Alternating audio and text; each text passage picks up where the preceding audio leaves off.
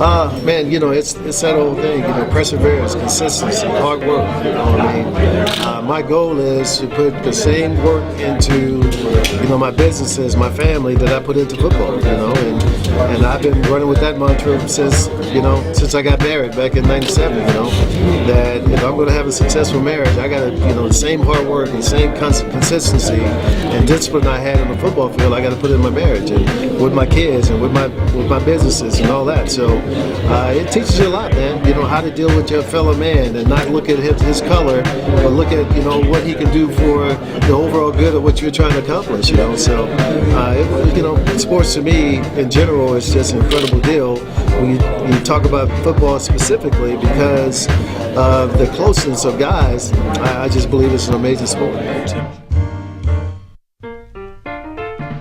To footballgameplan.com, where football makes sense. I'm Emory Hunt, the czar of the playbook, and now that we've reached the end of the college football regular season, it's never too early to talk about the 2019 NFL Draft. And this weekend in Daytona Beach, Florida, I will be the color analyst for the National Bowl, which features a lot of the top talent at the Division II, Division III, NAIA level, and from the youth sports level up in Canada. So let's take a look at the rosters and some of the top talent that will be on display this weekend in Daytona Beach.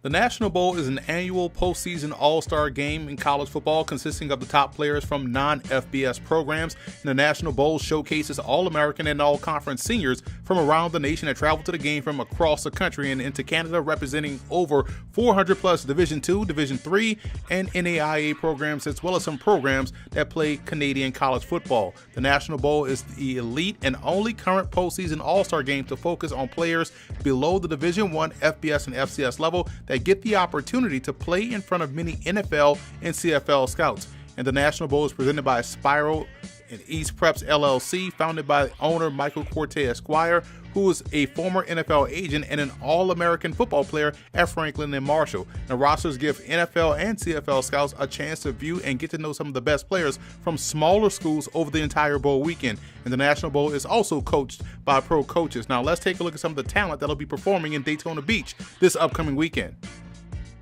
Obviously, we'll start at the quarterback position, and A.G. Patterson of New Haven has a ton of intrigue. He's flying under the radar right now as a prospect, but the 6'2", 220-pound signal caller has been a star for the Chargers the last 3 seasons, getting that program into the playoffs on a consistent basis. An all-NE10 conference player, Patterson has thrown for over 80 touchdowns in his career, completing over 63% of his passes as well.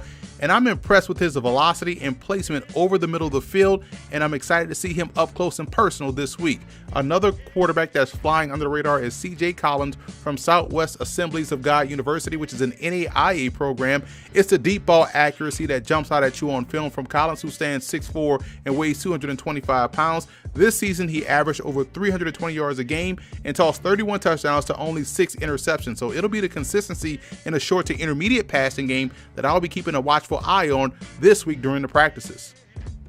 Tate Davis out of Bethel is a touchdown scoring machine. A 6'2", 240-pound tailback reminds me a lot of touchdown Travis Prentice, who played for Miami of Ohio. Now, Davis finished his Wildcats career with 31 rushing touchdowns. He has very good vision and footwork, and it's hard to find big backs like him that can move like this. And I'll be interested to learn more about his receiving ability this week at the National Bowl. On the perimeter, Christopher Newport University's Josh Davis is one of the players I'm excited to watch. He's 6'3", 225 pounds, and plays a big man's game. Being out here in New Jersey, I was able to check out his game against the College of New Jersey this season, and that's where I got familiar with his talent and his potential as he lit up the Lions for 172 yards on 10 catches with 2 touchdowns. Jamar Morris of Northwestern Oklahoma State is a 6'4", 230-pound move tight end. He wasn't used a lot in the Rangers offense in the passing game, but in the limited opportunities in the passing game, he showed enough to raise some eyebrows. This is a great opportunity for me to get an extended look at what he can bring to the table on offense on both ends. Zach Williams is coming from a great program at the University of Manitoba. Now, the Bisons do a great job of recruiting and developing point-of-attack players. How he handles the consistency of the strength and athleticism down in the States will be what I'll be watching for this week. On the defensive line, Alec Heldreth of Clarion is a fun player to watch. I do a lot of PSAC games broadcast-wise during the season, and Heldreth was one of the more disruptive players in the conference. He's played across the board for Clarion, and I'll be watching what position he's best suited at as a pro. At 6'4", 285, Heldreth has the size and skill to be a versatile player for any professional team.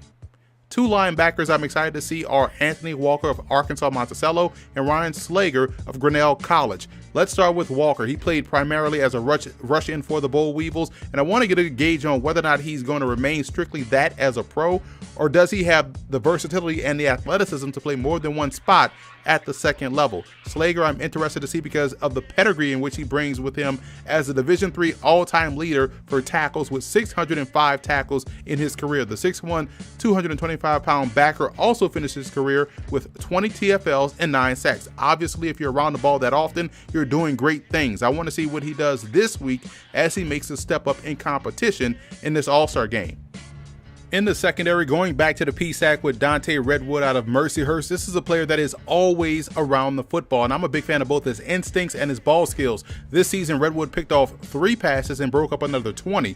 Last year, he had 2 picks and 17 pass breakups. He also brings value as a kickoff returner, returning 1 for a score this season, averaging 30 yards per as well. And speaking of special teams, keep an eye on Andrew Zeca out of St. Francis, the punter. He's one of the few FCS players that'll be in this ball game.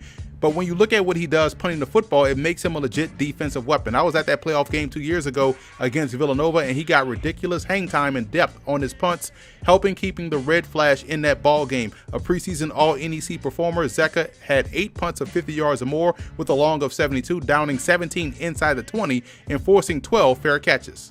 So here's what you can expect from me content-wise this week at the National Bowl. After both practices, you can find our post-practice powwow podcast, which recaps the day's practice with all of the news, notes, tidbits, and observations, as well as our scout team podcast, which is our player interview, our prospect interviews that we will have on the podcast. And we already have a bunch of guys lined up this week. You can find both podcasts on iTunes by searching Football Game Plan Podcast, and on SoundCloud by going to soundcloud.com/FBGP podcast. On the Football Game Plan Network, located at youtube.com/footballgameplan, we will bring you daily video highlights from practice and also player interviews. And be sure to follow me on all of my social media accounts, and as we'll have unique content updates on Twitter, Facebook, as well as Instagram. Finally, on Sunday morning at 9:30 a.m. Eastern Time on flowfootball.tv, you can watch me live as the color analyst on the National Bowl broadcast. Just go to flowsports.com and become a subscriber today.